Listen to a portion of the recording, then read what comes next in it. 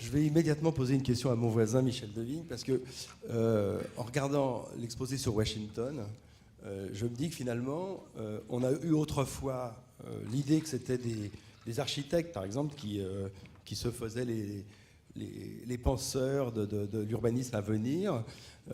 Ensuite, tu as montré comment, justement, avec la ville qui explosait aujourd'hui, on a le sentiment qu'aujourd'hui, il n'y a plus du tout de maîtrise de ce type de choses. Est-ce qu'on peut imaginer, ou est-ce que tu voudrais dire qu'il faudrait aujourd'hui que ce soit des paysagistes, par exemple, mais c'est un peu ce qu'a dit tout à l'heure Olivier Philippe, quand tu disais que nous, paysagistes, on est plutôt du côté, ou on sera plutôt du côté des élus dans les conseils, etc. Tu as parlé de ça à un moment.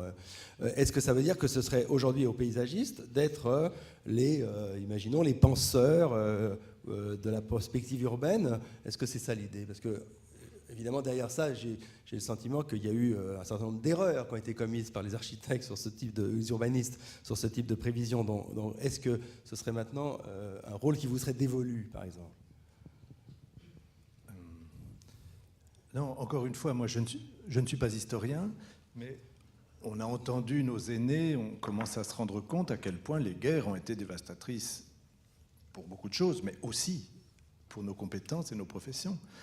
Je veux dire, à la fin de la Deuxième Guerre mondiale, alors on dit, il y a eu les reconstructions, mais on dit bien qu'en France, il y avait... Enfin, alors, les vrais historiens vont être énervés par ce que je dis, parce que moi, c'est très superficiel et approximatif.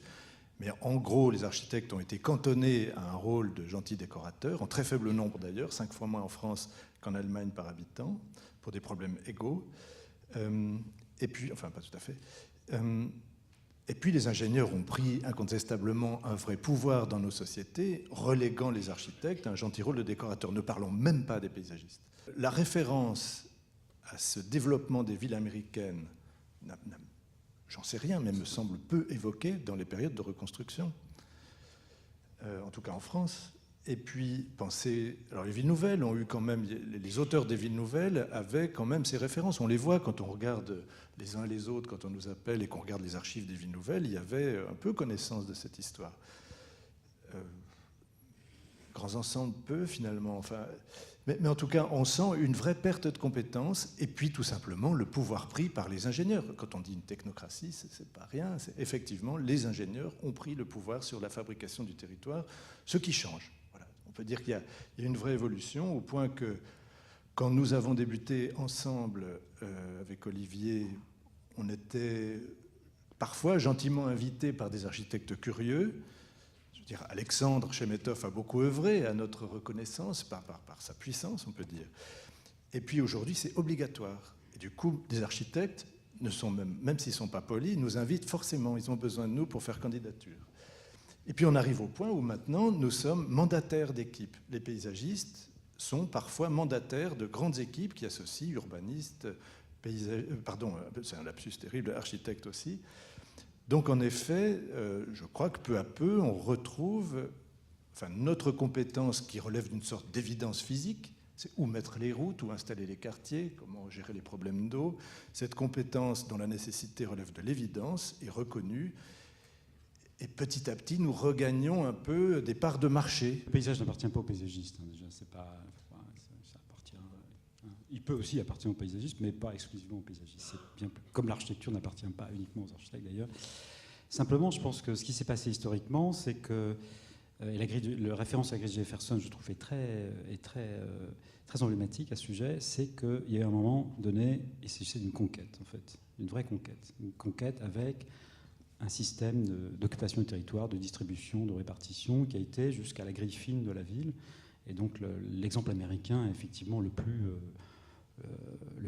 étonnant et le plus puissant, à la fois au regard de l'échelle du territoire, mais aussi de la rapidité de cette conquête et la violence de cette conquête. Donc bien sûr, les architectes étaient là et participaient complètement à cette notion de conquête. Parce qu'ils en ont été les héros, finalement, d'une certaine manière, et qu'aujourd'hui, la question se repose un peu autrement. Alors, elle ne se pose pas de manière uniforme ici et ailleurs. C'est la question qui se pose à Singapour ou à Shanghai, ou mieux à Lagos ou à Kano, c'est encore tout à fait différent. Cette notion du héros, on en est aussi, hein, le nôtre finalement a laissé des traces, c'est que c'est aussi une conquête extrêmement visible pour d'autres raisons, mais c'est toujours visible très visible sur notre territoire, de toute la France.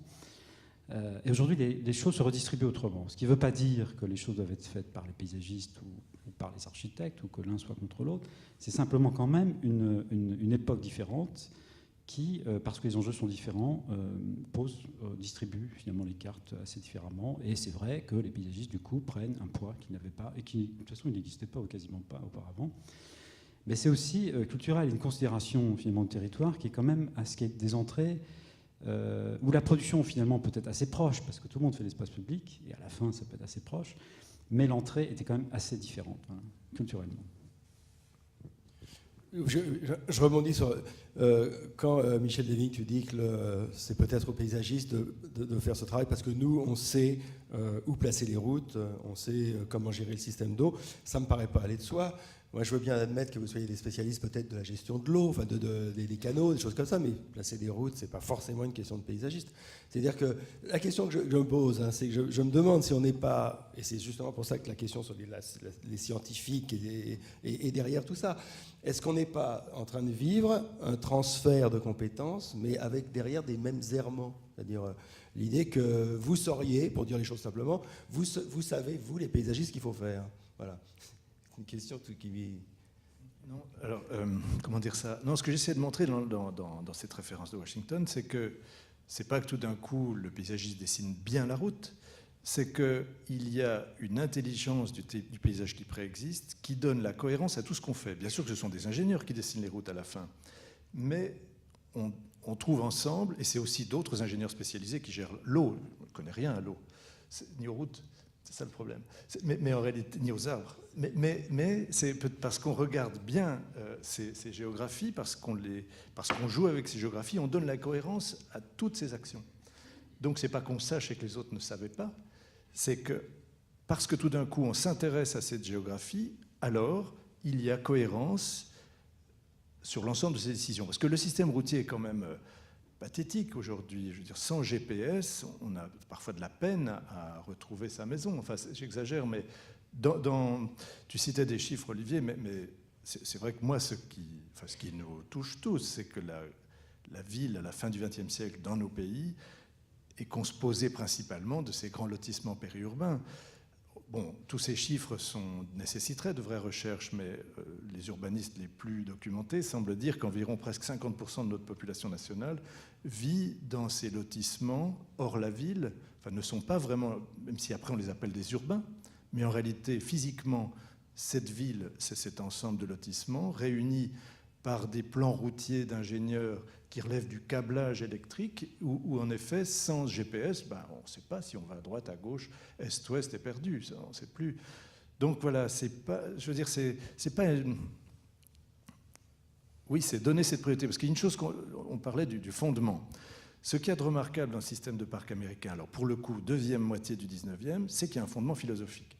C'est que Olmsted était très proche de Emerson, de Thoreau. Il y avait à Harvard un courant de pensée, donc une sorte de naturalisme empirique, de naturalisme qui relève enfin, à l'américaine, quoi, très, très physique. Et c'est pas tout d'un coup, Olmsted est un littérateur, c'est pas tout d'un coup des techniciens qui arrivent en disant « moi les gars, je vous fais une belle route ». On a une vision du monde, on sait comment on veut vivre dans ce territoire, et on s'accroche à cette géographie avec une sensibilité incroyable. Jacques, une question. Tu as dit une chose qui m'a paru très, très intrigante à propos du projet de Rennes que vous faites à Troyes. Donc, tu as dit à un moment, il faut que le maire de la ville de Rennes accepte une autre forme de monumentalité ou une perte de monumentalité. Est-ce que tu peux développer ça? C'est intéressant comme notion. Oui, parce que les sujets sur lesquels nous intervenons, à un moment donné, ils ont une visibilité, et quelque part, les uns ou les autres, on nous demande de formaliser dans des délais, effectivement, qui ne sont pas toujours, enfin, dans des temps qui sont toujours lents, parce que bon, l'architecture, c'est pas si rapide que ça, mais effectivement, il y a plus ou moins lent, il y a l'échelle, effectivement, comme Michel l'expliquait, entre 5 ans et 50 ans, c'est pas la même chose, mais donc il y a l'attente de formaliser, parce que là, le problème pour moi, c'est pas tant de dire paysagiste, architecte, etc., parce que ça c'est un peu circonstanciel, c'est un peu une répartition des rôles. Le problème, c'est la ville d'aujourd'hui et les auteurs. Parce que ce que nous sommes, ce que nous nous efforçons d'être, il faut bien l'avouer, ce sont des auteurs, même si on travaille à plusieurs, même si on a des agences, même sur des projets, on s'associe dans un sens, dans l'autre, etc. On est quand même dans une idée qu'à un moment donné, il peut y avoir effectivement, alors monumentale ou pas, il peut y avoir une formalisation, quelque chose qui rassemble, qui synthétise, qui pour un maire qui fait Eurolens, Euro-Rennes, Euralille, Euro-Bordeaux, etc., va entrer dans la compétition des villes européennes entre elles, mais quelque chose qui va donner un sens, ne serait-ce que formel, à une ville, si on parle en général, qui aujourd'hui a peut-être pas du tout besoin de nous ou de ça. C'est-à-dire que l'exemple de Washington, où moi je connais un peu mieux par exemple le XXe siècle à New York avec la personnalité de Robert Moses, c'est-à-dire quand on dit qu'on a 50 ans, qui a 50 ans aujourd'hui? C'est ni le paysagiste ni l'architecte, enfin de durer devant lui, c'est l'administration. C'est-à-dire que la force de ces projets, c'est qu'à un moment donné, ils n'ont plus été portés par des auteurs, mais les auteurs ont été recrutés. Alors si on est pessimiste, on va dire instrumentalisés. Si on est optimiste, on va dire ils ont eu des opportunités de projets par des organismes administratifs, les parcs et jardins, les voies, etc. À New York, effectivement, cet ingénieur a créé une structure extrêmement puissante qui manipulait avec les péages des tunnels et des ponts des sommes extrêmement importantes qui sont le nerf de la guerre aujourd'hui. Nous, on ne manipule absolument pas cette dimension économique de la ville, alors qu'aux États-Unis, les villes ont créé des administrations qui avaient un pied dans l'aspect financier et économique de la ville et un pied dans la proposition de projet. Alors quand ça se passe bien, c'est les parkways, c'est le système de parcs, etc. Mais c'est extrêmement concret. Donc pour répondre à ta question sur Rennes, on est vraiment dans cette idée où il faut qu'il y ait l'adhésion du maire, il faut qu'il y ait l'adhésion, et il se trouve qu'en France, les infrastructures ferroviaires, elles sont dans les mains d'une seule entité qui est la SNCF et tous ces... Finalement, l'atelier des gares, il est quand même très, très, très lié à la SNCF. Donc le dialogue est assez simplifié. Donc on fait tout ce projet avec l'agence Terre, etc. On fait tout ce projet à plusieurs, mais quelque part, on serait dans une situation où il suffirait d'ajouter 2 ou 3 ingrédients de complexité en plus, et on n'arriverait même plus à donner une réalité à ce projet. Seule une sorte d'administration, effectivement, qui est un pied dans la ville, un pied dans la promotion privée, etc., parce qu'il faut bien parler de ça aussi. C'est-à-dire que ces villes, ou ces projets même d'Euro-Rennes, ils poussent parce que derrière, il y a, alors à Rennes, c'est 250 000 m², à Bordeaux, l'OIN, l'opération d'intérêt national de la gare, ça va être 600 000 m². Sur ces 600 000 m², il va y avoir 10% public, d'écoles et de crèches, etc., et 90% privés, qui fabriquent aussi la ville. Donc là, on est loin de la monumentalité au sens de l'embellissement, au sens de Napoléon III, de la mise en perspective, etc.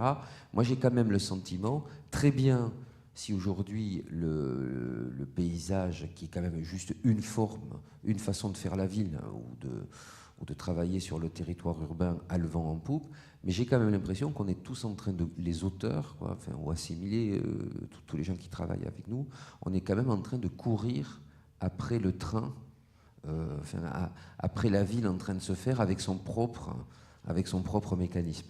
Quand Olivier, tu parlais à un moment du fait qu'il y avait comme un renversement de regard, c'est-à-dire que cette fois-ci, c'était plus les limites de la ville versus la campagne, mais c'était presque les limites de la campagne versus la ville. Quand tu parles aussi du fait que dans vos travaux, par exemple, je pense au quartier du Trapèze à Boulogne, vous travaillez aussi sur les problèmes d'inondation possibles, etc.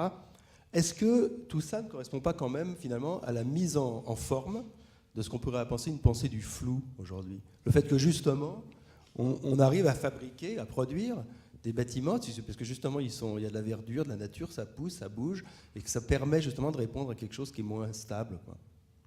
Je n'ai pas bien compris la pensée du flou. Est-ce que tu veux préciser le fait que justement, ce que dit par exemple Ferrier, le fait que la ville, elle se fait devant nous et qu'on a du mal à la maîtriser, qu'on est dans un monde justement. Alors, si on veut rentrer dans les clichetons. Tu es un lecteur de Zygmunt virtuel, Bauman. Mais... sur l'instabilité, la liquidité du monde, qui est une réalité qu'on trouve partout. C'est vrai que si on fait une façade végétalisée. L'instabilité, oui. Oui, l'instabilité, c'est la postmodernité, c'est l'instabilité. Mais tout, la flotte, le tsunami, je sais pas quoi, tout ce qu'on veut.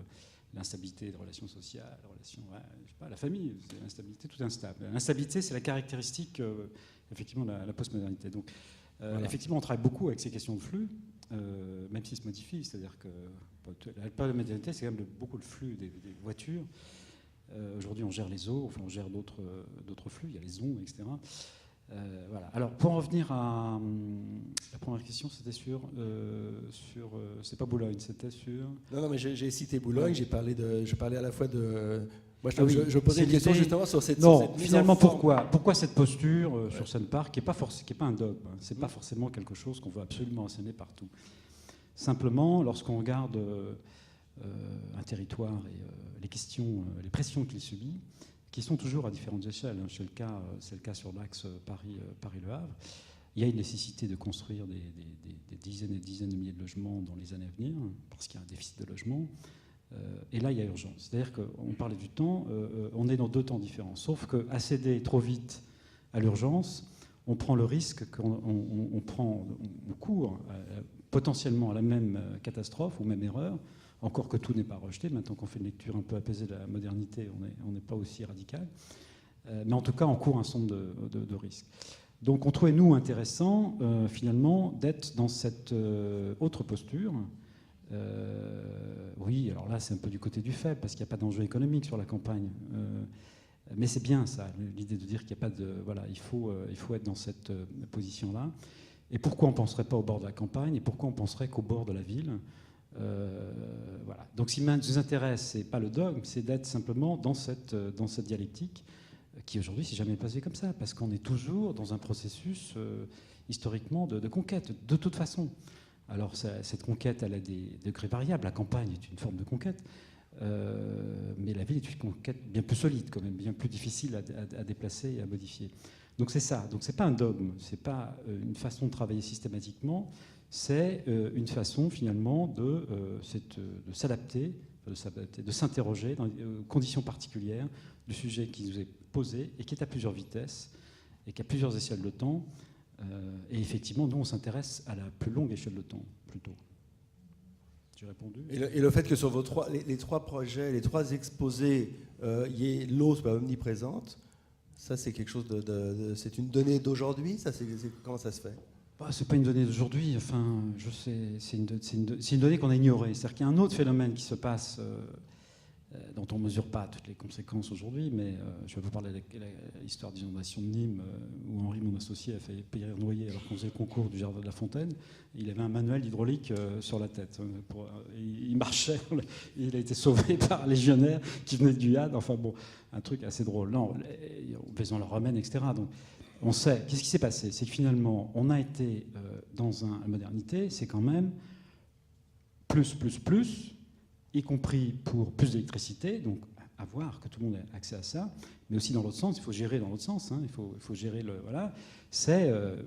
on fait tout disparaître dans des tuyaux de plus en plus gros, et est arrivé ce qui est arrivé, finalement, on ne maîtrise pas cette complexité de l'eau, qui est totalement immaîtrisable. Donc l'idée de l'instabilité et de la maîtrise de l'instabilité, qui est aussi mentalement quelque chose d'assez particulier, donc l'acceptation finalement de ces fluctuations et d'une certaine incertitude, c'est quelque chose d'assez nouveau de travailler comme ça. Enfin, peut-être que ça existait auparavant, d'ailleurs. Je pense que ça existait auparavant. Ça existait dans les campagnes, finalement, dans une certaine mesure. Ça fait partie aujourd'hui des données de la ville. C'est ton cas aussi, Jacques Ferrier, d'intégrer cette notion d'incertitude, justement, puisque le projet d'architecture, a priori, il apparaît comme plus figé, disons. Alors, oui, justement, ce qui est intéressant aujourd'hui, puisqu'on est toujours dans cette idée, à mon avis, on est quand même toujours obligé de rattraper cette société de consommation, et maintenant de consommation urbaine, c'est que les bâtiments, même les bâtiments de programmes, je dirais, collectifs, mais plutôt privés, universités, grands magasins, enfin je vais en oublier plein, l'aéroport, enfin plein de choses comme ça, sont devenus des lieux poreux par rapport, en tout cas, moi c'est ce qui m'intéresse de développer, et je ne suis pas le seul évidemment, ce sont des lieux poreux à l'espace public. C'est-à-dire, tout le monde l'a dit d'une façon ou d'une autre, la place comme vraiment le lieu de l'espace public a perdu beaucoup de sens aujourd'hui, sauf justement dans les programmations de type d'ingénieurs qui font la ville et qui, quand ils vous demandent de dessiner un lotissement de X maisons, vous demandent une place au milieu, ou pire, à ce petit mot horrible de placette, c'est-à-dire qui serait la petite place adaptée à un lotissement de, je sais pas moi, de 50 maisons. Évidemment, ça devient un vide où il n'y aura aucune activité. Il vaudrait mieux demander un terrain de basket ou une aire pour laver sa voiture ou quelque chose d'approprié dans le lotissement d'à côté, une autre fonction, etc. Et d'assumer vraiment que tout ça, aujourd'hui, a beaucoup évolué. Donc, l'idée d'incertitude dans les bâtiments, elle est liée au fait que même si on vous demande, par exemple, si on vous demande un programme même aussi monofonctionnel que le bureau aujourd'hui, si c'est un programme d'une certaine taille, je crois que l'enjeu pour l'architecte, pour le concepteur, c'est d'essayer d'introduire justement de l'incertitude dans ce projet. C'est-à-dire que la certitude, c'est qu'à un moment donné, il va y avoir quelqu'un assis sur sa chaise devant un ordinateur dans un espace qui est assez maintenant désespérant de monotonie, de Hong Kong à New York, en passant par tous les pays du monde. C'est le même écran Windows, c'est le même faux plafond 60-60, c'est même maintenant la même trame de 1,35 m. Enfin, et ça concerne les 10 mètres carrés autour du poste de travail. Donc ça, c'est la cellule un peu générique qu'on va retrouver dans le monde entier. Dès qu'on sort de ces 10 mètres carrés, mais vraiment, c'est-à-dire, moi j'essaye qu'on puisse plus appliquer le mot couloir à mes projets de bureau. Dès qu'on sort de ces 10 mètres carrés qui sont finalement un espace aussi standardisé que l'ordinateur lui-même, alors là arrive le contexte, arrive le climat, arrive la culture d'entreprise, arrive le site, arrive le rapport à l'extérieur, etc. Arrive l'auteur qui amène son style. Et c'est là où il devrait y avoir et de la singularité et de l'incertitude, en ce sens que ça devrait être quelque chose qui va être disponible pour que, je sais pas, la réunion se tienne dans l'espace de circulation, qu'il y ait un jardin sur le toit, qu'il y ait une piscine là où on ne l'attend pas, que le restaurant d'entreprise s'ouvre sur la ville, etc. Et là, aujourd'hui, il y a quand même, certainement par réaction, c'est-à-dire moi je suis optimiste évidemment, on ne peut pas imaginer que la société va continuer à enfermer les gens dans toutes ces choses génériques, etc. Donc à un moment donné, par réaction, ne serait-ce qu'au moyen du marketing, ne serait-ce que parce que le promoteur va dire « mais moi je vais vendre le bâtiment de bureau où il y a le jardin en plus, où on peut séjourner sur les toits, où il n'y a pas de couloir, où il y a des salons, etc. » Enfin, on peut faire feu de tout bois pour essayer effectivement d'introduire de l'incertitude dans une fabrication de bâtiments qui est devenue un peu trop certaine.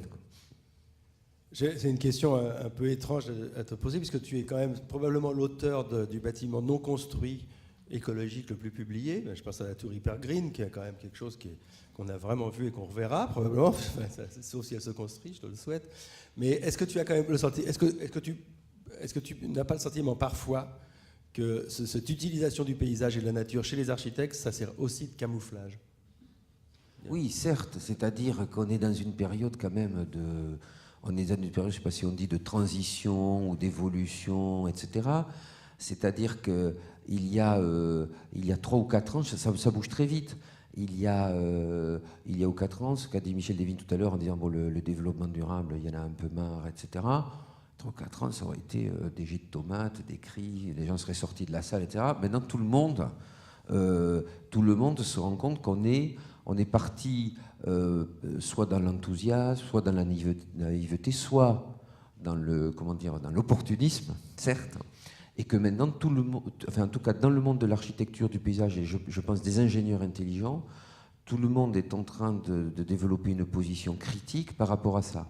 Je crois que l'idée, c'est de dire il y a toujours eu une adéquation entre, enfin en tout cas quand ça marche bien, entre l'architecture, la ville, enfin ce qu'on propose comme ville, et ce dont la société a besoin, ou en tout cas de comment elle se rêve. Aujourd'hui, visiblement, la société est quand même, je pense, assez profondément en train de changer. On est certainement au début, mais en train de changer sur cette vision de l'utilisation des énergies, mais aussi de la matière, aussi du foncier, de l'eau, ou même de la main-d'œuvre. Enfin bon, c'est tous azimuts. Et donc, il y a pour nous, ceux qui essayent d'être des auteurs dans la ville, il y a pour nous l'opportunité de changer la façon de produire les bâtiments, certainement de produire le paysage, de produire la fusion de tout ça, en s'appuyant là-dessus, mais pas uniquement en brandissant effectivement des jardins papier peint sur des toits ou sur des façades, ou en brandissant des kilowattheures performants. Demain, à peu près tout fabricant de clim, de chauffage, de béton, d'acier, de bois, de tout ce qu'on veut, va nous donner en ready-made la boîte d'outils pour faire le bâtiment performant qui pourra, pourquoi pas, avoir la forme d'un temple grec, d'une citrouille, de toute autre chose. Il n'y aura même plus de lien entre ce que... Parce que ça aussi, encore 10 ans, on pouvait croire que les bâtiments performants allaient avoir l'air vert. Voilà. Maintenant, on sait que tout ça, c'est en train d'être déjà dépassé par ce que nous apporte la technique. C'est assez passionnant parce qu'on est à nouveau face à des responsabilités où on va à nouveau puiser dans la géographie, dans l'histoire, dans nos convictions, dans la politique. Voilà, c'est... Michel Devigne, quand vous présentez, enfin quand tu présentes le projet de Washington, par la suite de Saclay, etc., est-ce que, c'est une double question, est-ce que d'abord on peut imaginer qu'il y ait des systèmes qui soient applicables comme ça, je ne parle peut-être pas de dogme, mais disons de systèmes de réflexion qui, ayant marché quelque part, peuvent être ensuite transposés ailleurs? Ça, c'est une première chose. Et deuxièmement, est-ce que justement ces données scientifiques, le discours des écologistes, le discours des scientifiques qui parlent sans arrêt de tel type de problématiques, est-ce que c'est quelque chose que vous intégrez, vous, dans vos travaux? Est-ce que c'est important? Ou est-ce que vous essayez, au contraire, de vous dégager de ces considérations, disons, scientifiques pour réfléchir autrement? Alors, sur la première question, donc celle du modèle, y aurait-il effectivement un modèle pertinent qu'il s'agirait tout simplement de redécouvrir et de réappliquer? Alors, ce que ce modèle a de particulièrement spécial, c'est qu'il n'est pas unique. C'est que justement, il ne s'agit pas d'une forme, mais d'une démarche, d'une attitude. Comment repérer une structure de géographie et comment transposer, comment augmenter, pour reprendre une traduction, cette géographie pour en faire le support de la viabilisation. Donc ce n'est pas un modèle. Il s'agit plutôt effectivement d'une attitude et d'une méthode. Donc il n'y a pas une forme que l'on recopierait. On ne peut pas être conduit à l'académisme avec une telle référence. Alors, cela dit, bien sûr qu'on ne procède pas aujourd'hui comme on le faisait au XIXe siècle, lorsque ces villes américaines, littéralement, se développaient très vite. Nous sommes tout de même, en tout cas dans nos pays, pas au Qatar, mais dans une période de réparation. Et du coup, je voudrais revenir un peu sur ce thème de l'incertitude, justement, qu'on doit bien opposer à cette idée de modèle, qui justement, ce n'est pas un modèle. Parce que, étant condamné à la lenteur, comme on le disait, enfin, c'est une image, mais vous l'imaginez bien, il s'agit de trouver le foncier, de construire les choses et d'en avoir les moyens. Ça met 20, 30 ans. Construire ce que tu dessines à Marseille, je suppose, c'est ça, c'est 20 ans, 30 ans, il n'y a pas un quartier qui se fait en moins de 30 ans, de toute façon, dans nos pays. Et puisque nous devons dessiner non pas un plan, mais la gestion d'un territoire, la transformation d'un territoire pendant 30 ans, donc il ne s'agit pas d'incertitude. C'est-à-dire, c'est pas ah les gars, on ne sait pas. C'est comment jouer avec ce temps, comment accompagner ce temps, comment maîtriser d'une certaine manière ce temps pour faire les choses. Alors, évidemment, comme le dit Olivier, il n'y a plus de spécialité. Et nous, confrontés professionnellement à cette gestion du temps, on regarde un peu les plans masse de nos voisins. Et ces plans masse, souvent, n'intègrent pas le temps. L'incertitude, sûrement, mais le temps, pas. C'est-à-dire qu'on a un plan masse qui nous montre un tout. Voilà, j'ai un tout, monsieur le maire, votre ville sera comme ça. Et ça mettra 30 ans, mais ce sera comme ça. Puis, évidemment, c'est jamais comme ça. On va faire de ce grand tout une première tranche. Et puis, cette première tranche va prendre 5 à 10 ans. 5 à 10 ans après, on va dire, dis donc, c'est pas terrible. On va refaire un nouveau grand tout, dont on fera de nouveau une première tranche, et ainsi de suite, de telle sorte que nos villes sont une accumulation de premières tranches de tout qui n'ont aucun sens. Et pensez-y, c'est pas complètement faux. C'est un peu exagéré, bien sûr, mais il y a quelque chose. Regardez un plan, regardez Google Truc, là, on voit bien, hein, c'est comme ça, ce n'est même plus un zoning, c'est une accumulation de premières tranches prétentieuses de tout absolument incertain. Du coup, faut pas regarder les choses. Du coup, notre profession nous permet parfois d'aider nos confrères, les plus curieux d'entre eux, à imaginer qu'un plan masse, c'est rien, ça marche pas. Il s'agit d'imaginer la gestion du développement d'un territoire avec l'intégration, non pas de l'incertitude, mais du temps. Comment va-t-on jouer et à quoi, et justement à l'inverse, à quoi croit-on? Quelles sont les valeurs auxquelles on croit, non pas les modèles, mais ce à quoi on croit et auxquels on s'accroche. Pour l'instant, c'est vrai que la géographie nous aide, mais ça ne suffira pas, bien entendu. Alors, Jefferson aussi nous aide, et puis les Chinois avant lui. Alors, Augustin Berg montre bien comment ces grilles sont une invention chinoise très cosmique, très intéressante. Alors, bon, voilà, moi je pense on doit inventer des trucs, ça, il n'y a aucun doute, il y a de la place. Alors, ça, c'est la première partie. Hein, donc, il n'y a pas de modèle, il y a une attitude, et puis, effectivement, nous devons être à l'écoute de la société. C'est-à-dire, comment veut-on vivre? Est-ce que... Voilà. Deuxième question, les spécialistes, les scientifiques, c'est très important, bien sûr. Et si on est capable même, parce que, alors pour le coup, les modèles du 19e siècle ne sont pas intéressants. Quand on voit les photos des constructions des systèmes de parcs à Boston au tout début, les premières photos de ça n'a aucun intérêt. Si on faisait ça aujourd'hui, on se ferait jeter parce que c'était moche. Pendant 30 ans, il n'y avait rien. C'était tout ce qu'on essaye d'éviter, ces 3 arbres dans des grandes prairies. Ça a fini par être bien. L'avantage de nos métiers, c'est que ça a tendance à s'arranger un peu. Mais c'est pas intéressant par rapport à ce qu'on fait. Je pense qu'on est bien plus loin. Notre manière de gérer le temps fait que le court terme, qu'à tout moment, ce que l'on fait peut avoir un intérêt. Ce qui n'était absolument pas le cas de ces constructions fin 19e, qui pendant 30 ans devaient être chiants, vraiment terribles. Donc les spécialistes nous aident à gérer ce temps, nous aident à comprendre cette géographie, nous aident à... Enfin, toutes ces infos, par exemple la biodiversité, c'est d'abord énervant, mais en même temps, oui, tout d'un coup on se dit, évidemment, on est d'une pauvreté terrible dans ce qu'on fait. Je veux dire, on est encore à décrire des plantations comme des systèmes, comme les directeurs d'espaces verts des villes le faisaient dans l'après-guerre, avec, voilà, j'ai une super idée, ça sera jaune, rouge, bleu.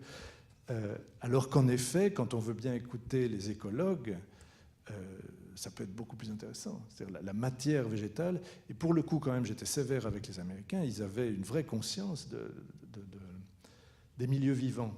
Homestead, c'était des prairies, des bois, des choses assez élémentaires, mais qui ont été édulcorées. Début du XXe siècle, ça a été anglicisé d'ailleurs. Le fils adoptif d'Olmsted a malheureusement fait des voyages en Angleterre, qui fait qu'au retour, il a embelli les parcs, dont Central Park, en mettant des jolis arbres décoratifs.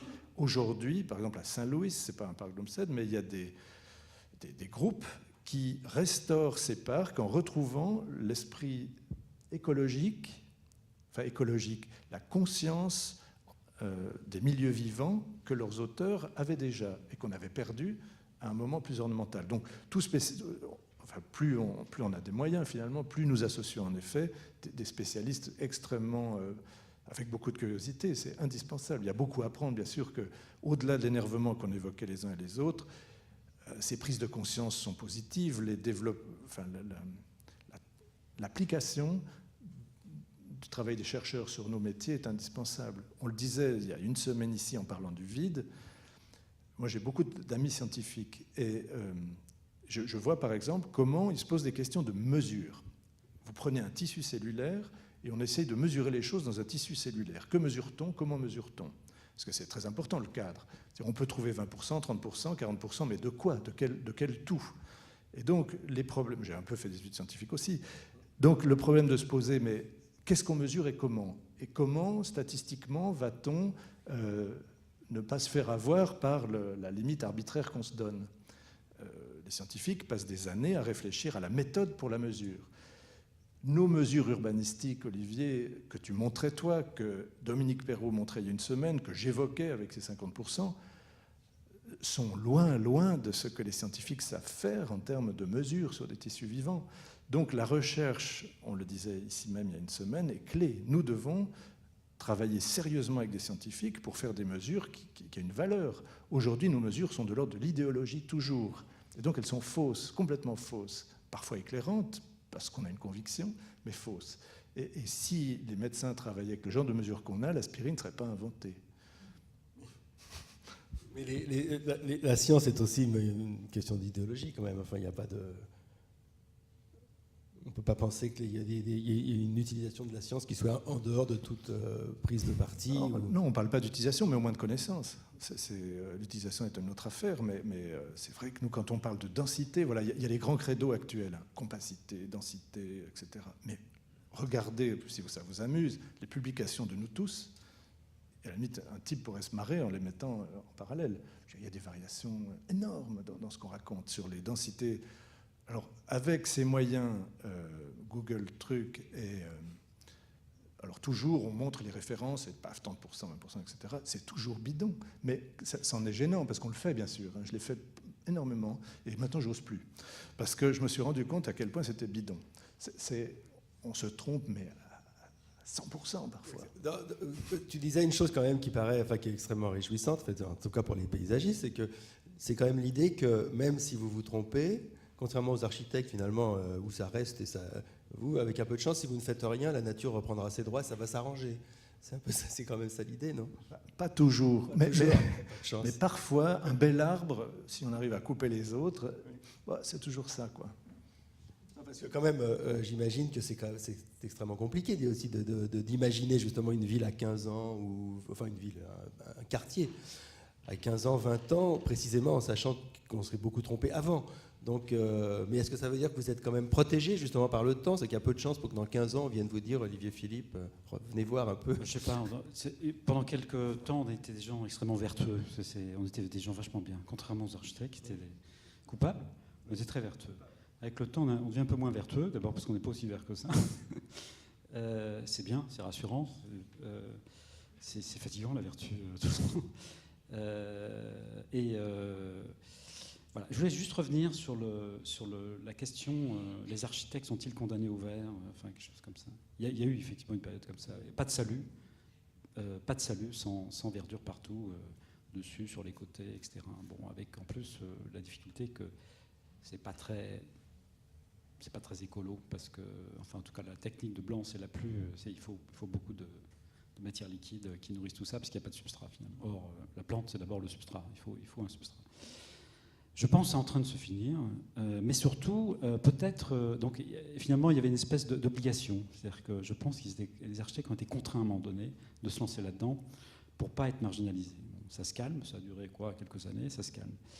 Et peut-être aussi, inconsciemment, il y a eu un même phénomène de tentative de récupération de quelque chose qui est de l'ordre du sol. Comme le mouvement moderne a voulu s'accaparer les fonctions, certaines fonctions urbaines avec le commerce, hein, la rue commerçante du Corbu et les équipements au-dessus, il y a eu cette même tentative de mettre dans un bâtiment des fonctions qui finalement rentrent très mal dans les bâtiments, quoi.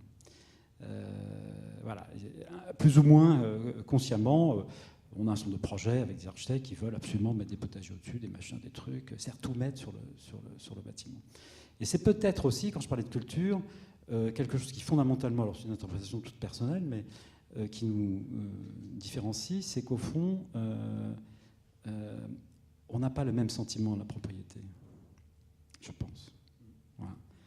Et moi, j'ai très longtemps, je n'ai pas été propriétaire. Je ne suis pas encore propriétaire, tout simplement. Parce que tout ce que je vois, ce qui est la définition d'un paysage, d'ailleurs c'est ce qui s'offre à la vue, m'appartient. C'est aussi simple que ça. Et cette considération, je pense, change beaucoup. Ça m'appartient et ça appartient aux autres. Donc il y a une espèce quand même de, comment dire, d'idée que finalement, qui inclut l'incertitude d'ailleurs, parce que et en tout cas l'idée de fluctuation, etc., qui va effectivement avec ce principe-là. Voilà. Et je pense que ça change beaucoup les choses. On n'a pas du tout très peu cette culture-là. Ça peut exister parce qu'on fait à un moment donné un jardin qui va être une œuvre très précise. On a fait des jardins de fondation, Michel aussi, il a fait, voilà. Tout d'un coup, ça devient une œuvre très marquante, signée, etc. Mais quand même, globalement, on est, et de plus en plus, on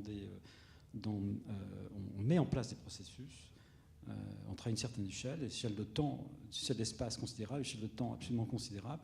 Et donc, là non plus, on ne maîtrise pas, finalement, et tant mieux. C'est-à-dire que, finalement, les questions qui vont se poser sur les choses qu'on a mis en place à un temps X, 15 ans après, à la vitesse où ça va, on va s'interroger différemment sur ce qui est en place. Et je pense qu'on accepte ça aussi parce que finalement c'est ce qui se passe dans la production simplement de nos parcs. C'est qu'une fois qu'on part, ça se développe sans nous. Ça pas toujours bien, des fois mieux que ce qu'on imaginait, des fois autrement. Ça commence en fait. Voilà, ça se délite pas, ça commence. Voilà. Et c'est une histoire qui se fait sans nous.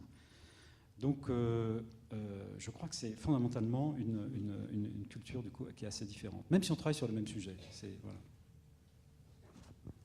Non, cette idée de propriété là, nous ramène un peu au sujet du débat, la paysagiste, architecte, etc.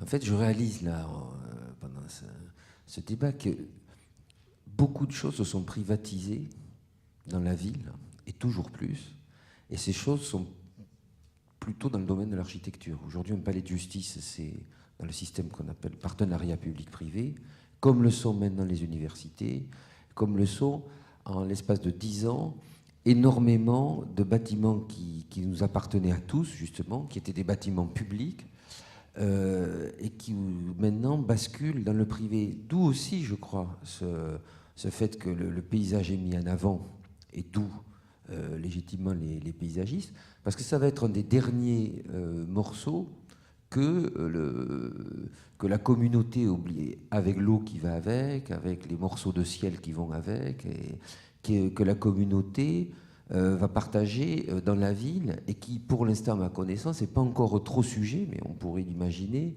à ce système de privatisation, parce qu'un hôpital, effectivement, fait payer les gens, le palais de justice, l'administration va rembourser l'entreprise qu'il a construit pendant 30 ans, 40 ans, le parc, il y a des squares à Londres qui sont privés, mais c'est petite échelle et c'est une autre époque, mais le grand parc, etc., est non seulement un espace qui reste public, donc mis en avant dans l'idée de la ville et par la population, mais peut-être aussi joue un peu une sorte de compensation d'une mauvaise conscience qu'il y a à voir que la ville, effectivement, et une fois encore, le fruit de mécanismes économiques et fonciers. Boulogne, le trapèze, 650 000 m² de bâtiments construits par un consortium de promoteurs privés. Donc le parc fait 7 hectares. Voilà, le parc va être le morceau sur lequel les habitants vont pouvoir collectivement s'identifier, etc., alors que les autres bâtiments, maintenant, appartiennent vraiment à cette logique de faire la ville privée. Donc ça, je crois que c'est extrêmement important dans la mise en exergue du paysage, dans une époque où, effectivement, l'espace public, la propriété privée, l'espace public, etc., se resserre complètement. D'où cette idée aussi de bâtiments en compensation, d'essayer de faire que les bâtiments soient pas justement à l'image pure de ce qu'on appelait tout à l'heure la certitude, quoi, de dire ben là commence le monde de la consommation, vous payez, vous êtes filtré, vous passez sous le portique, etc. Vous consommez du bâtiment, mais d'essayer au contraire de faire que les parts se glissent, pour être très concret, quoi, que glissent dans les rez-de-chaussée, que les bâtiments se soulèvent et que l'on puisse quand même déambuler. On sait qu'on peut le faire, il y a des exemples hein, dans beaucoup de grandes villes, qu'on puisse déambuler dans des halls qui appartiennent. On dit, ah ben tiens, on est dans le siège social, ou dans l'hôpital, ou dans l'université, mais il y a le marchand de journaux, il y a un bout de jardin public, ou collectif, etc. C'est ça qui est important aussi. Sur cette notion quand même, justement, du fait que que les architectes peut-être tenteraient aussi de récupérer une part du territoire qui n'est pas exactement le leur. Si on prend la chose à l'envers, si on dit, si on dit que justement que maintenant, à cause de toutes les normes de HQE, etc., de développement durable, on n'a plus droit qu'à ce que tu disais tout à l'heure, 30% de surface vitrée, etc. Est-ce que tu as le sentiment quand même que tout ce développement-là est extrêmement contraignant et rajoute de la contrainte aux architectes? Oui, non, c'est évident que on était, je disais, il y a quelques années, on disait le développement durable, c'est formidable, il y avait le consensus. Maintenant, on peut commencer à dire, bon, bah, c'est pas le sujet. Je pense qu'on est même déjà en train de basculer en disant c'est une catastrophe.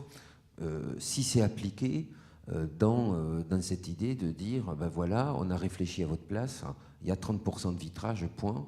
Sinon, votre bâtiment n'est pas performant. Ce qui fait que quand on voit les logements des années 70 dans Paris, avec ces grands halls qui donnent une transparence sur des jardins, il y avait souvent des jardins, on en voit beaucoup dans le 13e, il y a des immeubles magnifiques comme ça, où on voit un jardin privé, en tout cas privé collectif, quoi, à la disposition de la résidence, qui est visible depuis la rue au travers du hall. On voit des immeubles qui ont tous des balcons, on voit des immeubles qui ont des grandes baies vitrées. Si c'est pour remplacer ça par des espèces de thermos percés de petites fenêtres, voilà, sous prétexte qu'on est dans le plan climat de Paris, etc., là c'est tragique. Donc je crois qu'effectivement, il y a... il y a une situation qui est aujourd'hui assez préoccupante et qui du coup fait que chacun cherche où est-ce qu'il y a matière ou un territoire, là, au sens de mission, sur lequel on peut intervenir, d'où tout le monde se recouvre un peu. Une fois encore, pour ce bâtiment qu'on a voulu prototype à Shanghai, eh bien, finalement, la question de l'architecture et du paysage, on a voulu montrer qu'elle pouvait aussi, à l'échelle du bâtiment, fusionner de la même façon qu'elle peut aussi fusionner à l'échelle du projet urbain, parce qu'on sait tous qu'un projet urbain conçu avec les mêmes vides, avec le même paysage, les façades, pour être là aussi très précis et très concret, la nature de l'architecture qui va ensuite peupler ce plan urbain ou ce paysage, ça peut être le paradis ou l'enfer, avec exactement le même plan. On a aussi trop souvent ignoré ça, c'est-à-dire, et ça c'est toujours un peu le cas en ce moment, c'est-à-dire qu'il y a des plans d'urbanisme, ensuite il y a les concours d'architecture, il y a le petit catalogue d'architecture. Bon, on voit bien que la rue de Rivoli, la place des Victoires, qui peut faire la différence entre ce qui est de l'ordre de l'urbain et ce qui est de l'ordre même de la fenêtre? Il y avait comme ça une réponse très cohérente. Alors bon, c'est là aussi c'est très daté, mais il y a cette idée-là que l'architecture, même à l'échelle du territoire, va à un moment donné être... Il y a un exemple, si j'arrêterai là, mais il y a un exemple à Marne-la-Vallée, là, de ce quartier dont j'oublie le quartier, pas loin de chez Disney, où il y a des façades très néo-19e. On voit bien que, à proportion d'espace public équivalent, c'est bien toute cette série de façades complètement kitsch qui fabrique l'atmosphère urbaine Val d'Europe, je crois que c'est. Enfin, je pense. Ça, voilà. On voit bien que c'est bien la qualité de l'écriture architecturale qui fabrique l'atmosphère urbaine. Si on imagine autour de la même place, avec les mêmes arbres, les mêmes voiries, la même fontaine, etc., des façades qui seraient du genre de la ZAC Rive-Gauche à Paris, on n'a plus la même ville. Donc c'est quand même pas facile de tracer le pointillé entre où est-ce que le territoire urbain se termine et où est-ce que l'architecture commence. Pour revenir un moment sur justement cette idée que l'espace public, c'est encore justement ce qui est d'un accès libre, ce qui n'est pas privatisé, etc. Si je prends l'exemple du quartier du Trapèze, moi ce qui me frappe dans ce projet-là, comme d'ailleurs dans le jardin du pavillon français de Shanghai, en même temps c'est l'extrême, je dirais, maîtrise ou structuration, disons, de l'espace. J'ai l'impression que, alors là, c'est comme si j'avais le sentiment que vous aviez, alors c'est peut-être une question d'écriture, hein, mais c'est comme si vous aviez une conception du paysage extrêmement architecturée, pour moi. Oui, on nous le reproche des fois, ouais. Certains qu'on nous dise, mais je sais pas. Shanghai, le jardin, c'est une architecture.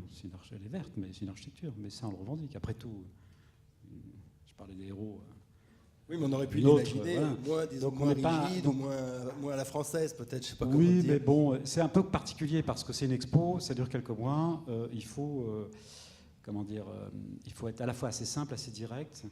Et on avait choisi avec Jacques. Alors Jacques voulait un jardin, c'est lui qui est initiateur de cette idée-là. Il voulait un jardin, et nous on lui a proposé ce jardin, voilà, qui était quand même très emblématique de l'idée qu'on pouvait se faire de la France. Donc c'est assez basique finalement, mais comme idée, comme ça, c'est assez direct.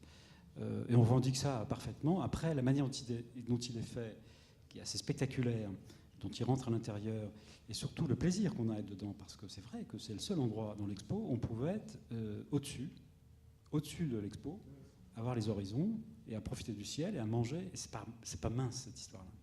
Et tout ça dans un jardin où, effectivement, c'est presque un petit bout de France classique, mais quand même, voilà, l'idée qu'on... Voilà. Et voilà, donc oui, c'est peut-être... Voilà. Alors, Boulogne, c'est une autre...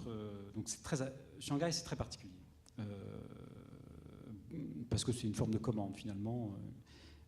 Voilà. Boulogne, c'est autre chose. On s'est nous-mêmes interrogés. Au fond, la posture sur Boulogne, c'était, par rapport à cette question d'incertitude des flux et de la non-maîtrise, c'était on ne contrôle pas quand arrive l'eau, ni sa quantité, mais ce qu'on peut contrôler, c'est sa distribution. Et c'est comment on va la distribuer, dans quel parcours, est-ce que ça va produire. Voilà. C'est ça, le principe du projet. Tout est effectivement extrêmement dessiné, tout est extrêmement contrôlé. Et finalement, ce jardin qui est double, parce qu'il a des parties qui sont en creux, qui sont semi-naturelles, on va dire, des substrats qui sont différents, une végétation qui est mise en place, mais qui va évoluer. Certains vont prendre plus de place que d'autres, et on verra comment ça sera géré, parce que c'est la ville qui le gère. Et puis une partie, donc la partie de l'archipel finalement, qui elle est très contrôlée, très, très, très jardinée, et qui est un peu un ready-made garden. Donc on est là effectivement dans une dualité auquel on est confronté quand on travaille sur des projets qui sont dans des échelles de temps assez courts finalement. On est obligé finalement de répondre à cette question du temps court, qui est le temps politique aussi, c'est-à-dire l'échéance d'un mandat. Il ne faut pas que ça paraisse désertique. Les gens pratiquent tout de suite à Boulogne, c'est pratiqué déjà, ils ne vont pas attendre 20 ans. Voilà. Donc on est souvent dans cette dualité. Lorsqu'on travaille à d'autres échelles, on n'est pas du tout dans les mêmes considérations. Et nous, alors peut-être qu'on n'est pas tout à fait d'accord avec Michel Levine sur cette question-là, ou peut-être que c'est une question de sujet. On revendique complètement le fait de travailler sur cette dualité apparemment contradictoire entre ce temps court, qui est aussi le temps politique, et là ici qu'on se sente bien assez rapidement, et puis un temps long, qui est plutôt l'ordre du processus, où on engage les choses, avec parfois des conflits entre les deux. Mais ça, c'est comme ça. C'est-à-dire qu'on a conscience de la modification finalement sur le temps long, et qu'il n'est pas question d'imposer une vision figée, définitive, d'un plan à 30 ans, parce qu'on a conscience de ces réinterrogations à une échelle de temps très très courte. En même temps, voilà. Alors bizarrement, le trapèze, finalement, on l'a gagné fin 2006, et il sera réalisé, parce qu'avec la crise, ça traîne un peu, en 2015, complètement. Donc c'est pas le temps long, mais c'est un temps moyen. Sauf qu'à chaque fois, à chaque morceau, il faut livrer quand les bâtiments sont livrés. Ça, c'est les contraintes, c'est la contrainte, voilà, la contrainte politique. Et voilà. Et Michel Levine, quand Olivier Philippe dit vous n'êtes peut-être pas d'accord, vous savez à quoi il fait allusion? Non. mais moi, j'aurais envie, monsieur le modérateur, de revenir un tout petit peu en arrière sur notre discussion, sur, au fond, ce modèle qu'on voyait et ce sens de la mesure dont on parlait. Peut-être qu'au fond, je n'ai pas été assez clair. Quand je montre ces exemples 19e et début 20e, enfin des exemples idéaux, on prend justement la mesure de la construction de cet espace public, de la présence de cette nature dans ces villes. Et du coup, on prend la mesure de l'absence. Ce qu'on n'a pas fait, les projets que nous n'avons pas faits au XXe siècle. Et c'est ça, me semble-t-il, le grand sujet. Quand on pense au Grand Paris, parce qu'on a 2-3 chiffres, avec les limites qu'on a évoquées tout à l'heure, on évoque, par exemple, pour le Grand Paris, 800 km, c'est dans l'équipe avec Nouvelle, 800 km de linéaire, de petites clôtures entre les lotissements et la campagne remembrée. Donc on voit bien que par rapport à cette charpente de Washington, là, il y a des lacunes monstrueuses. C'est-à-dire que tout d'un coup, cette ville s'est construite comme une succession de camps sans que jamais l'espace public à l'échelle juste ne soit conçu. Donc, nous sommes en effet dans une période plutôt positive de réparation. Je veux dire, aujourd'hui, notre société a moins d'urgence peut-être, on n'est pas on n'est pas dans cet exode rural chinois, on n'est pas dans une explosion industrielle, on est dans une période relativement calme, où à part les recompositions familiales, les choses sont relativement calmes, et où en effet, le sujet, c'est la recomposition. Donc en effet, la nature, alors, entre guillemets, selon la définition qu'on en a donnée aujourd'hui, nous permettra peut-être, si on s'en donne les moyens, de recomposer un territoire atroce. Parce que le vrai sujet quand même, c'est que cette ville, enfin, de quelle ville parle-t-on? Je veux dire, quand on sait bien, Rem Koolhaas l'a bien montré, à quel point ces centres-villes occultent la réalité. Les centres-villes, c'est toujours 20% des villes. Il y a 80% relativement, non pas incertains, mais indéterminés, totalement indéterminés, produits d'ailleurs toujours par des urbanistes, toujours par des architectes, souvent avec des paysagistes. Cette ville n'est pas acceptable. Je veux dire, nos villes sont atroces, on s'y habitue sans doute, mais ce n'est pas acceptable. C'est honteux quand on compare cette production fin XXe siècle. Vous voyez, ces tartines de lotissement en plein champ. Je veux dire, c'est où l'on va au fameux centre commercial que vous évoquiez, par des routes qu'on ne comprend pas. Écoutez, non, cette ville est quand même catastrophique. Je veux dire, c'est le vrai sujet, c'est que nos villes sont épouvantables.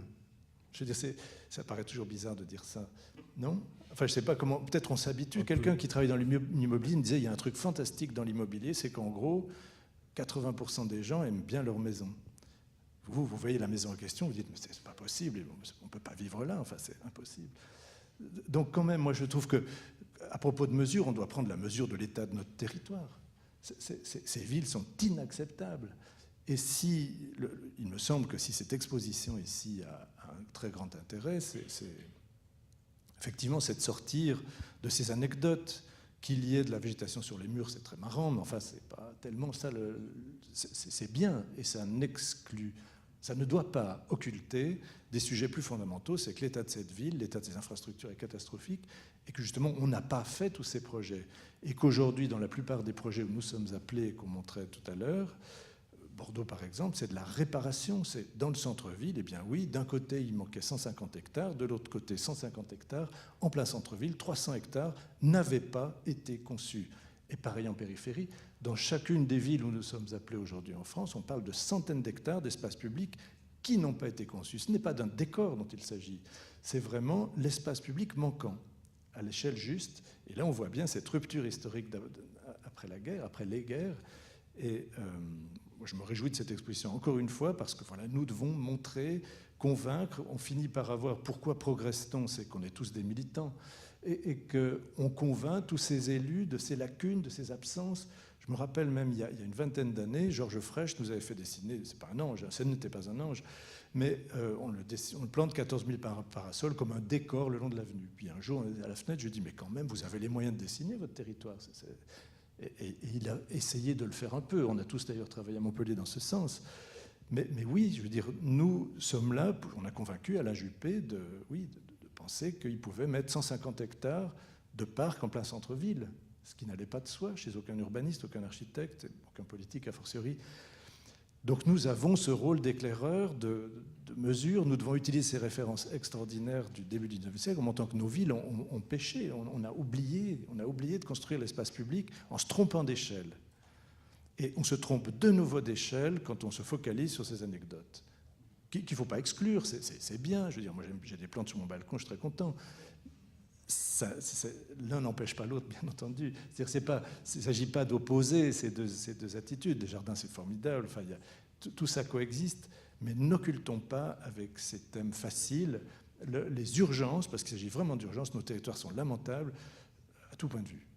Mais permettez-moi de remarquer aussi que dans votre idée qu'il faudrait aujourd'hui récupérer ou réintroduire la notion de la grande échelle, justement pas des petites choses, mais penser en 100 hectares, 200 hectares, 300 hectares. Quand j'ai entendu Dominique Perrault présentant à Venise son idée de biennale autour du vide, il a dit lui aussi qu'il fallait, vu le manque de logement, peut-être admettre qu'il fallait recommencer de faire des grands ensembles, etc. Donc je veux dire par là que c'est aussi cette notion de la grande échelle, c'est pas seulement une notion du paysage, c'est aussi peut-être une notion de l'époque. Et elle pose aussi d'autres questions, parce qu'elle porte peut-être en germe aussi ses erreurs. Donc, quand je vous entends, j'ai l'impression aussi que pratiquement, il nous faut des grands élus qui soient des visionnaires, mais avec évidemment tout ce que ça comporte comme risque. Enfin. Oui. Êtes-vous tout à fait convaincu de ce que vous annoncez sur la quantité de construction à l'œuvre ? C'est une vraie question. Bien, on sait qu'il manque de logements, on sait que les prix sont trop élevés, marché parisien absurde, offre-demande, etc. Sommes-nous tout à fait maîtres des chiffres qu'on annonce en termes de besoins de construction ? Alors, c'est un cas fréquent. On arrive dans une ville, on dit voilà les gars, ça chauffe, on a 10 ans devant nous pour construire 400 000, 500 000 mètres carrés, etc. Ok, sûrement. Et puis, on a quand même, là, pour le coup, des scientifiques. Il y a des gens qui ont une bonne expérience de ça, des mécanismes fonciers, du marché.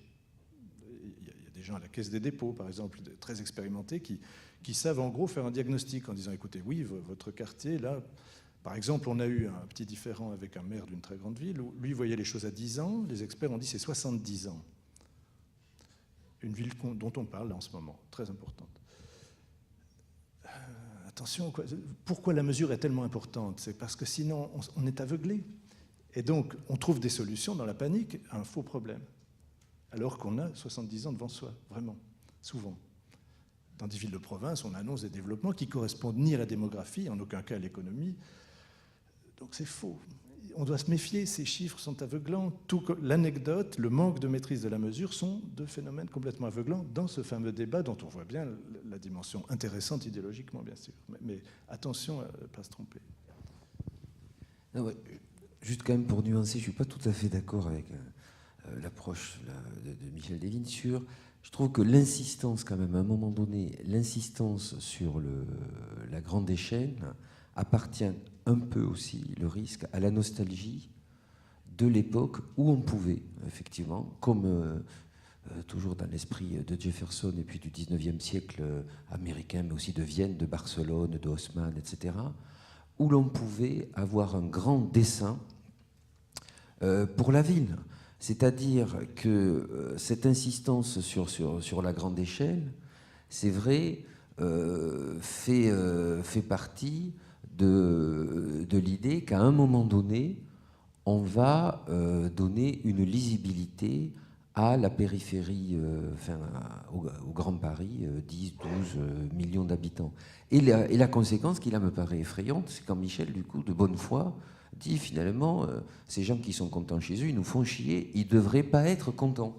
Et c'est là où on se dit, on tombe quand même dans une contradiction, parce qu'on ne peut pas comme ça balayer le fait que 80% des Français rêvent de vivre dans ce lotissement qui nous paraissent idiots, et qu'effectivement, c'est vrai, 80% sont heureux d'être dans le pavillon qui nous fait pas rêver. Et c'est là le danger à un moment donné. C'est-à-dire, c'est là le danger d'avoir à nouveau une position un peu de démiurge et de vouloir à tout prix, pour dire on a fait quelque chose qui a un sens, qui se lie, ou effectivement, comme sur les très beaux plans de l'enfant de Washington, vous voyez, tout ça, ça se lie. Le problème, c'est qu'aujourd'hui, il y a quand même beaucoup de choses qui n'ont plus besoin de ça. Alors après, est-ce qu'on en fait le deuil ou pas ? C'est-à-dire qu'on peut dire, c'est pour ça que je crois qu'effectivement, ces questions de paysage sont importantes, parce que paysage, c'est après ce qui va se glisser entre ça, qui va se glisser... c'est pour ça que ça va se glisser entre les lotissements, mais c'est pour ça qu'aussi la petite échelle, moi, au contraire, me paraît fondamentale. Et l'idée caricaturale du pot de fleurs sur le balcon, ça c'est peut-être un peu trop anecdotique, mais quand même l'idée que j'en reviens à cette idée que de la fenêtre à l'espace urbain, il y a quand même des liens, et que la façon dont on fabrique chaque objet, alors qu'on peut appeler construction, architecture dans les meilleurs des cas, et qui va concerner justement tous ces millions de gens qui vont aller du bureau au centre commercial, à leur petit pavillon, à l'école, etc., reliés par des GPS, effectivement, là aussi, on peut regretter cette dernière, encore cette insulte faite aux amoureux du plan, de la carte Michelin, etc. Mais il y a le GPS qui entérine le fait, comme l'avait montré déjà les années des études des années 60 avec des gens comme Lynch, etc., que les gens ont une vision de la ville aujourd'hui. Nous, on aimerait effectivement toujours la lire par des plans. Et les gens disent, pour aller chez moi, bah, tu tournes au McDo, quand tu vois la concession Peugeot, c'est tout droit, tu vois le château d'eau, tu vois le parc, ça fait partie de ça, mais il y a tout ça. Donc on ne peut pas non plus balayer tout ça et dire, on va vous redonner votre territoire de 12 millions d'habitants, on va vous l'organiser, on va changer vos maisons, on va l'organiser, parce que ça peut être entendu, je sais bien que ce n'est pas le vrai, mais ça peut être entendu comme ça. Je veux réagir, c'est un thème très important, enfin, tes réactions sont très importantes, et d'ailleurs, ce sont des vraies questions qu'on doit se poser, enfin, notamment celle de la nostalgie. Évidemment, si ce qu'on imagine est un système réactionnaire qui relèverait de rajouter de l'ordre qu'on aurait perdu, évidemment que c'est hautement discutable. Mais, D'où l'élu qui va avec, etc. Oui, mais bien sûr. Alors, donc la nostalgie, alors d'abord en termes idéologiques, et la nostalgie en termes d'écriture architecturale aussi. C'est-à-dire ces systèmes d'ordre que l'on chercherait face à cette indétermination posent en effet ces questions-là, et on doit s'interroger sur la manière de faire, sur le sens que ça a. En même temps qu'on ne peut pas ne pas s'alarmer sur, à l'inverse, le cynisme. C'est-à-dire ce que l'on a fait là relève du cynisme, d'un cynisme économique parfois, que tu décrivais précédemment dans la discussion. Donc ce cynisme est une réalité, au point quand même qu'à l'inverse, certains de nos confrères, et tu parles de petite échelle, alors on cite personne, on est tous amis et ennemis, vous savez bien, mais certains de nos confrères sont fascinés par une espèce d'acupuncture, c'est-à-dire tout ça est formidable, tout ceci existe, c'est le principe, tout ceci est magnifique, et par des petites interventions, on joue comme ça à révéler des morceaux de réel. Alors on a un confrère suisse que j'admire beaucoup, un peu plus âgé que nous, qui dit « Vous les Français, vous êtes formidables, vous avez théorisé l'impuissance ». Et moi je trouve que c'est pas mal quand même. Parce qu'il y a un moment où, non quoi, moi j'ai pas choisi qu'on fabrique, c'est pas, je veux dire, dans ce que tu disais, le mépris de la population, attention, je veux dire, faut pas débile quand même. Non, moi je ne me réjouis pas de la façon dont on a fait des camps comme ça, vraiment, parce que ça c'est du cynisme. Et on connaît les mécanismes de ce cynisme, on connaît ces mécanismes politiques, on connaît les élevages de pauvres que certains politiques ont fait. Je veux dire, c'est une longue histoire du XXe siècle, mais la façon dont, les raisons politiques, les raisons économiques qui ont donné naissance à cette sorte de ville, non, je ne les assume pas, et ce n'est pas en mettant des fleurettes que je trouverais ça plus digeste. Donc non à ce cynisme et non à l'impuissance. Mais non plus pas un système d'ordre bonnet où on aurait retrouvé une manière tellement évidente de mettre tout ça au carré ou en rond. Oui, mais juste très court. Mais néanmoins, la question est là, parce que ok, les chiffres, tu as raison, on s'en sert un peu, mais néanmoins, grosso modo, ce qu'on nous a dit, effectivement, c'est 80% des gens sont contents de là où ils sont. Mais par contre, si on leur dit, mais est-ce que la ville, en général, est-ce que vous avez une idée de la ville, est-ce que ça marche bien, la ville aujourd'hui, 80% disent, ah non, ça marche mal. Ah oui, moi, 80% sont bien où ils sont, mais, donc ça veut dire quand même que le travail qu'on a à faire, c'est ça. C'est aussi de faire qu'il faudrait que ça soit cohérent, tout ça. Parce que là, effectivement, on voit qu'il y a un travail à faire sur ce que la ville représente comme image publique, comme espace partagé, comme espace public. Et là, effectivement, où il n'y a pas de place pour le cynisme, je suis bien d'accord. Merci beaucoup, merci à nos trois invités.